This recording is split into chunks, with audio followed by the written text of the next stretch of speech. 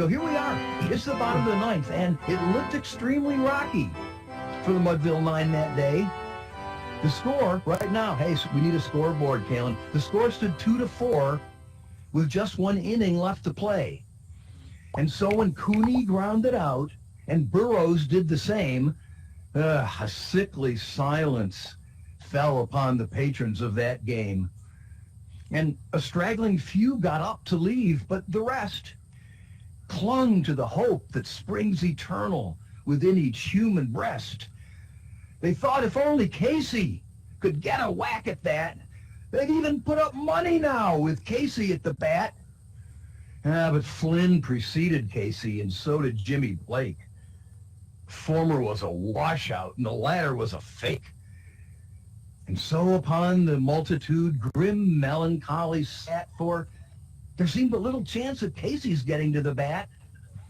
Okay, guys, but Flynn let drive a single.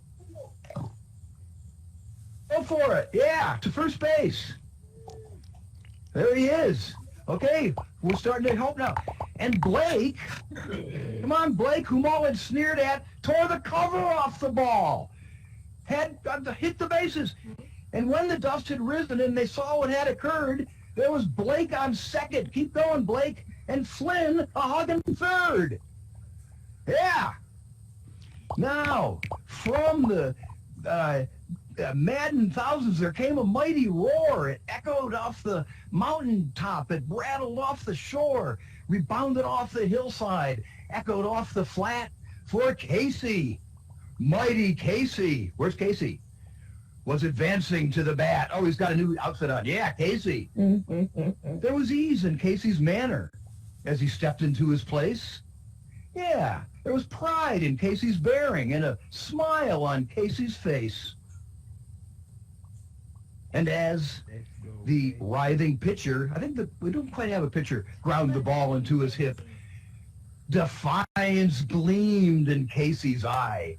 A sneer curled Casey's lip. And now the leather-covered spheroid comes hurtling through the air, but Casey stood a-watching in haughty grandeur there. Close by the sturdy batsman, the ball unheeded sped. That ain't my style, said Casey. Hey, umpire, say strike one. Let's go, Casey. Strike one, the umpire said. From the benches black with people, there came a mighty roar like the beating of storm waves upon a distant shore. Kill him! Kill the ump! Shouted someone in the stands. Sure they would have killed him. Hadn't Casey raised his hands? With a smile of Christian charity, great Casey's visage shone. He stilled the rising tumult and bade the game go on. He signaled to the pitcher. Once more the ball he threw, but Casey still ignored it. The umpire said, Let's go, Casey. strike two! Kill him! Kill the ump! Shouted someone in the stands. And it sure they would have killed him, hadn't Casey raised his hands. Fraud! Cried the maddened thousands. The echo answered, fraud! But one look from Casey, and the audience was awed. They saw his face grow cold and stern. They saw his muscles strain. They knew he wouldn't let that ball go by again. And now the pitcher has the ball, and now he lets it go. And now the air is shattered by the force of Casey's blow. Oh, somewhere in this promised land, hearts are shining light. Somewhere a band is playing. Somewhere hearts are bright. Somewhere men are laughing. Somewhere children shout. But there is no joy in Mudville. Mighty Casey has struck out. Go, Tom. Ladies and gentlemen, that is the end of Casey at the bat. Why don't we applaud the actors out there for hamming it up, and come on back here and join us. I'd like to see what it felt like to be Casey. Come on back, everybody. Yeah. So that was a famous American story. There's a lot going on there. Before I say anything, what the heck? What's the story about the hero striking out? How does that make you feel? We're getting all built up, and at the end, he strikes out. But I always kind of liked that poem as a kid. It was like, you know, having a lot of pressure put on you and failing sort of thing. I think that's, yeah, so I loved it as a kid. When I was in junior high, we had an assignment, we had to memorize a poem. I don't know if people memorize poems anymore. I'm an old guy. But I memorized Casey at the Bat, and I've remembered it ever since. And I just liked it. And I didn't start thinking until fairly recently. And you also feel it right here. It's like, it's really an exciting story, but then in the end, it strikes out. And what are you supposed to do? You know, are you supposed to clap and applaud? You know, but he struck out. To me, it's funny, and I still haven't worked it out. That's why I wanted to do this. Oh, Ryan, what were you going to say? Well, I was just going to say that it's kind of a tale of failure, which is something that isn't supposed to be a deterrent, really. Like, at least in my life growing up, there's been a lot of like failure is something to kind of expect, basically, because we're experimenting so much. I think there's a lot of, like, in America, we value experimenting and kind of innovation and trying things out and the new world, the new way, like everything's new. So there's this sort of kind of thing that goes along with that of saying you're going to have failure. Like, I've worked for a few pretty big nonprofits and arts groups where they've had years where they theme out their whole situation around failure is trying. So, like, you're trying, and that's what matters most, is that you tried. I don't know if with Casey it's quite there, because there's also a little bit of something there about ego. So I think, you know, because he's smug, because he flexes, because he's like, I got this, and he's like holding his hands up like, please, please, please, I don't need all three of these balls to try. And so there's a little bit of that too, you know? So it's not just about like you try and you keep trying, it's also about like, well, you gotta check yourself a little bit, Casey. I really think you nailed that, Orion. Anyone else want to chime in? There's a lot of layers to this. Hey, yeah. No, sorry, I ended up on the field at one point unintentionally. It's sorry okay. about that, and fell through the terrain, had to come back in. But you know, I think it's a very cautionary tale about idolatry and the fact that no one is perfect, and that all things are fleeting.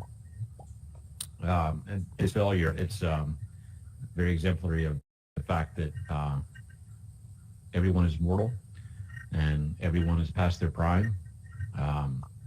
For me, it's always been a poem that sort of really touched base with me, and that I think we live in a culture where we tend to idolize people far more than we really should, and that's fleeting. We've seen it with a lot of sports stars. Tiger Woods, the poor guy, as successful as he's been, he's through some of his own fault and through some fault that maybe not would have been his, he's really dealt with some very difficult things, and now he's sort of out of the news unless it's something really bad. And I always saw it as commentary on our culture in general, that we like to idolize, and that's something very dangerous, and maybe something that we should be conscious of, and at some point try to move past.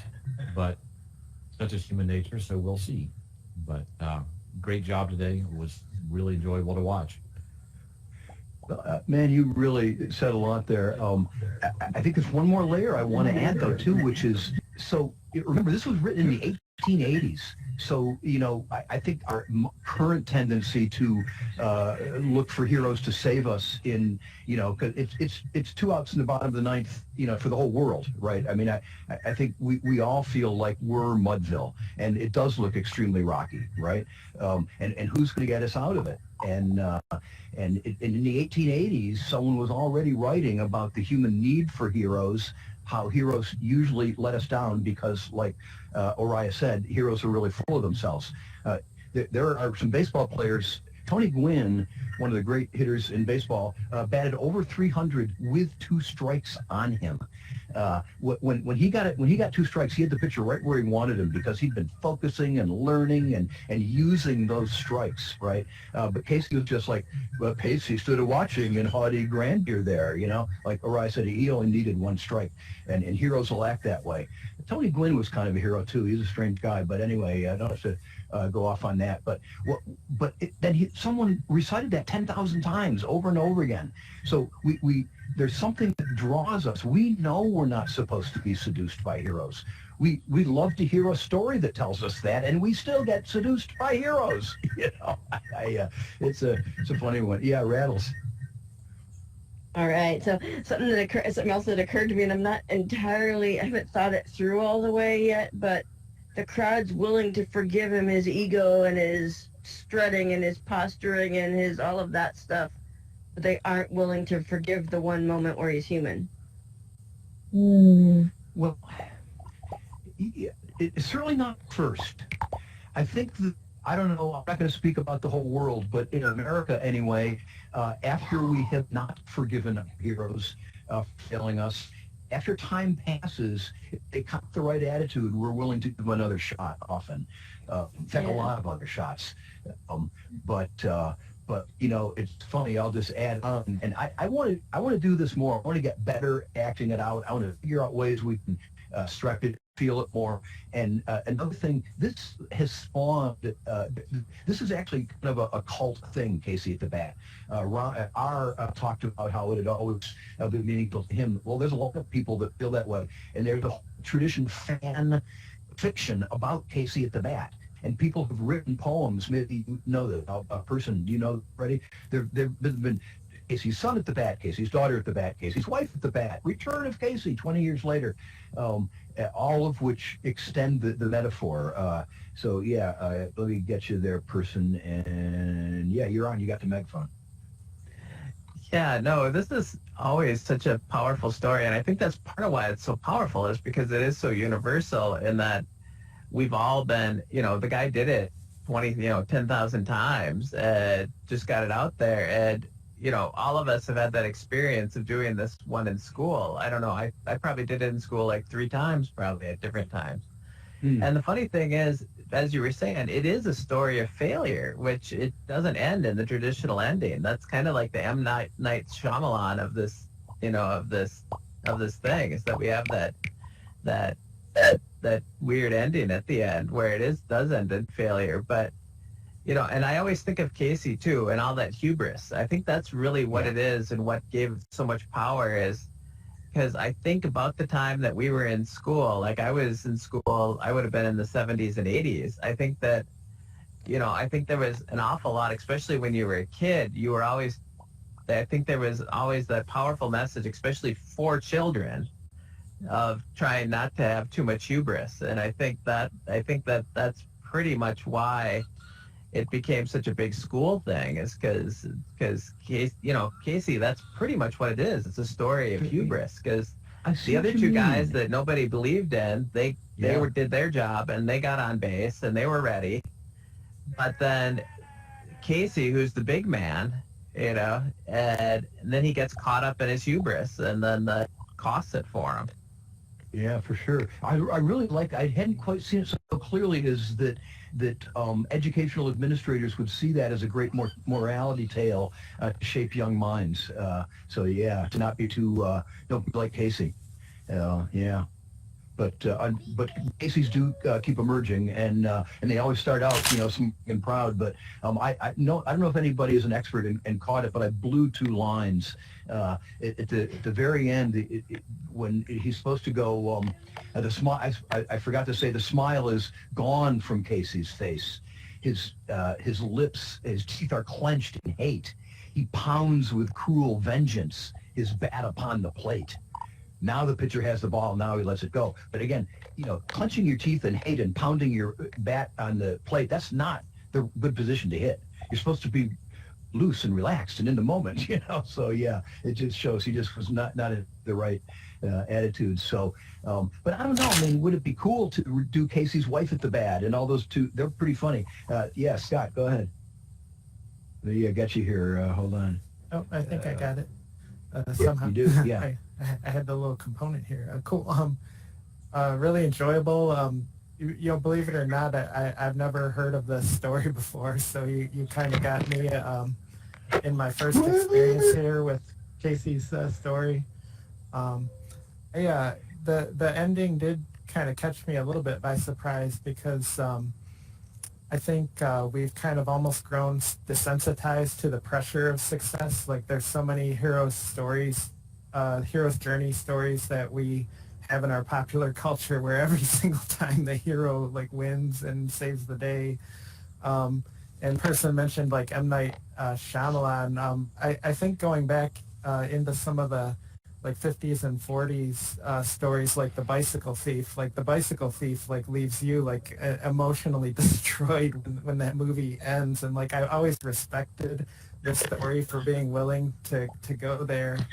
And I can also see like an entertainment element that's maybe kind of got lost through the years in this, like early Warner Brothers, like Laurel and Hardy. I can almost picture like where the poem goes, and then he strikes out, and like that like late 1800s like body language of oh no, like the whole crowd kind of collectively like pops the balloon. But here it would be in our current day and age it would be like outrage, but back then it's probably like oh he did it again. You aren't the only one, Scott. I was surprised to hear that Kalen had also not heard of it, so it's not totally universal. Anyway, kind of interesting. To me, I love baseball parks. There's no place I feel more comfortable just hanging out than a place like this. I imagine myself coming here and meditating, by myself, sitting over there by the stands. I mean, I just love baseball parks too. They're a big part of America's story. That Frenchman whose name I can't think of, who said, to understand the mind of America, you must first understand baseball. Who's that, JVB? Can you think of him? That famous French guy that wrote about America in the 1860s. Anyway, it'll come to me. But yeah, it's also really a key thing that when you look over any city from not too far up, you don't see all that much green, but the baseball fields really, jump out. And they were it back when he was writing Casey at the bat. So there's also the whole... Yeah, this park has a nice small town feel to it. It looks like we're in a cozy little small town. Yep. And to your point, there are high-end stock photo places, Getty collections and stuff like that, where you could actually download a 360 video, a 360 picture of like Yankee Stadium. They want to charge $600 for a one-time use for that. So I kind of passed that one up for today. But also, I didn't want to do it in Yankee Stadium. I wanted to do it like in this hometown feel like it probably was in the 1880s. My Mudville team, playing somebody else. So yeah, good. It's just how I want it. So I'm waiting for the next. I'm waiting for the next version of Casey's story. It's going to be Casey's Cat in the Hat at the bat. Well, the new generations will, but who knows what will come out of this? I don't know, but it's such a metaphor. I mean, people have started to try to do a Donald Trump version of it. I mean, there's all sorts of ways you can do it, but I'm not going to go that one now. So, but again, we are certainly not over our addiction to heroes, and all that kind of stuff. Vam is asking me about cricket. I'll do a quick little thing since I'm on a little bit of a ramble now. I do know cricket. I actually went to the only college in the United States that has a NCAA cricket team. Obviously, we didn't play other colleges. I wasn't on the team, but I frequently went. We played other cricket clubs. And there's a version of cricket that's called rounders. Many believe that baseball emerged from rounders. But right sort of coming out of the Civil War, there was actually a commission established on the historical origins of baseball. And the guy that contributed the most to it was a guy named Abner Doubleday, who lived in upstate New York, a town called Cooperstown. And he said, nah, that rounder stuff is a bunch of BS. We actually invented baseball right here in Cooperstown. The first game was played in 1841. I've got it documented. That's it. And the story was bought into too because A, no one argued with him, and B, we wanted baseball to be only American. We didn't want it to come from cricket or rounders or anything else. We wanted it to be a uniquely our own thing. And so that's the baseball origin myth.